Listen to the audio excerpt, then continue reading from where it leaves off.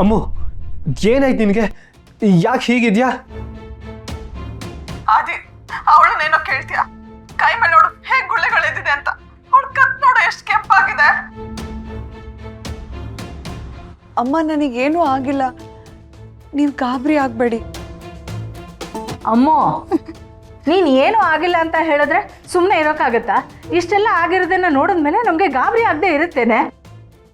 ನೀನಿರೋ ವಿಷಯನ ಹೇಳಿದ್ರೆ ವಿಮಲಾ ಗಾಬರಿ ಆಗ್ತಾಳೆ ಅಂತ ಎಲ್ಲ ಮುಚ್ಚಿಡ್ತಿದ್ಯಾ ತಾನೇ?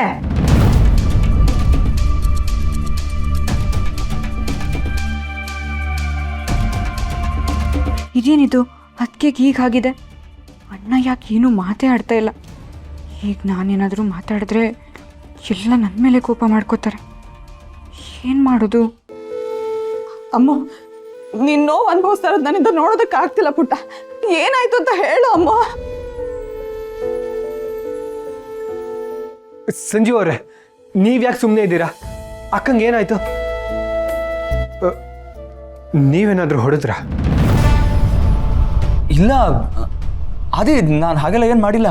ನೀವೇನು ಮಾಡದೆ ಅಮ್ಮಗೆ ಹೀಗಾಗಿದ್ಯಾ? ನಿಜ ಹೇಳಿ, ಏನಾಯ್ತು?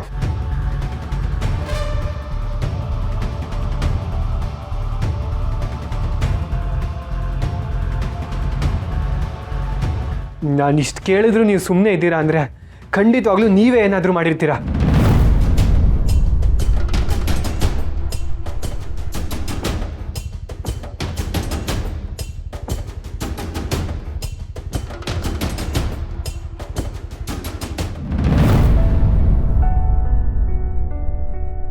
ನೋಡಿದ್ರಪ್ಪ, ದೇವಸ್ಥಾನಕ್ಕೆ ಹೋಗಿ ಬಂದಮೇಲೆ ನಿಮ್ಮ ಮುಖದಲ್ಲಿ ಲವಲವಿಕೆ ಕಾಣಿಸ್ತಾ ಇದೆ. ಸರಿಯಾದ ಸಮಯದಲ್ಲಿ ಅಮ್ಮ ಬಂದು ನಿಮಗೆ ಕರ್ಕೊಂಡು ಹೋಗದೆ ಇದ್ದಿದ್ರೆ ನೀವಿನ್ನೂ ಆ JS ಬಗ್ಗೆನೇ ಯೋಚನೆ ಮಾಡ್ತಾ ಇರ್ತಿದ್ರಿ. ಹಾಗಂತ ಈಗ ಯೋಚನೆ ಇಲ್ಲ ಅಂತೇನಿಲ್ಲ, ಯೋಚನೆ ಇದ್ದೇ ಇದೆ. ಆದರೆ ಆದಿ ಮತ್ತು ಲಕ್ಷ್ಮಿ ಬಾಂಧವ್ಯ ನೋಡಿದ್ನಲ್ಲ, ಖುಷಿ ಆಗೋಯ್ತು ಕಣ. ಈ ಬೇರೆಯವ್ರ ತೋಟದಲ್ಲಿ ಹಣ್ಣು ಕೀಳೋಕೆ ಹೋದಾಗ ಆ ಓನರ್ ಕೈಯಲ್ಲಿ ಸಿಕ್ಕಾಕೊಂಡಾಗ ಆ ಮುಖ ಮಾಡ್ಕೋತೀವಲ್ಲ, ಹಾಗಿತ್ತು ಅವರಿಬ್ಬರ ಮುಖ. ಲಕ್ಷ್ಮಿ ಮುಖದಲ್ಲಂತೂ ಭಯ ನಾಚಿಕೆ ಎರಡು ಒಟ್ಟೊಟ್ಟಿಗೆ ಕಾಣಿಸ್ತಾ ಇತ್ತು. ನಿಮಗೆ ಲಕ್ಷ್ಮಿ ಬಗ್ಗೆ ಮಾತಾಡೋಕ್ಕೆ ತುಂಬ ಖುಷಿ ಅಲ್ವಾ ಅಪ್ಪ? ಅವಳು ನಮ್ಮ ಮನೇಲಿರೋ ಮಂದಾರ ಪುಷ್ಪ ಕಣು.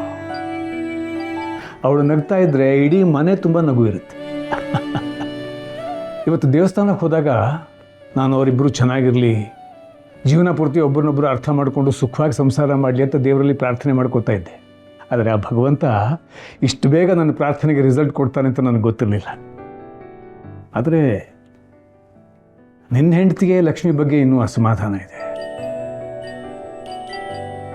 ಹಾಗೇ ನನ್ನ ಬಗ್ಗೆನೂ ಇದೆ. ನಾನು ಮನೆಯವರೆಲ್ಲರ ವಿರೋಧದ ನಡುವೆ ಲಕ್ಷ್ಮಿ ಮತ್ತು ಆದಿಯ ಮದುವೆ ಮಾಡಿಸಿದೆ ಅನ್ನೋ ಕೋಪ. ಆದರೆ ಈ ಧರ್ಮರಾಜ್ ತಗೊಂಡಿರೋ ನಿರ್ಧಾರ ಸರಿ ಇದೆ ಅಂತ ಸ್ವಲ್ಪ ದಿವಸದಲ್ಲಿ ಎಲ್ಲರಿಗೂ ಗೊತ್ತಾಗುತ್ತೆ. ಆ ನಂಬಿಕೆ ಹುಟ್ಟಿಸೋ ಕೆಲಸನ ಲಕ್ಷ್ಮಿ ಮಾಡ್ತಾನೆ ಇದ್ದಾಳೆ. ಖಂಡಿತ ಅಪ್ಪ, ಆ ನಂಬಿಕೆ ನನಗೂ ಇದೆ. ಆದಿ ಲಕ್ಷ್ಮಿ ಜೊತೆ ಜಗಳ ಆಡ್ಬೋದು, ತರಲೆ ಮಾಡ್ಬೋದು, ಆದರೆ ಅದರಲ್ಲೂ ಪ್ರೀತಿ ಇದೆ.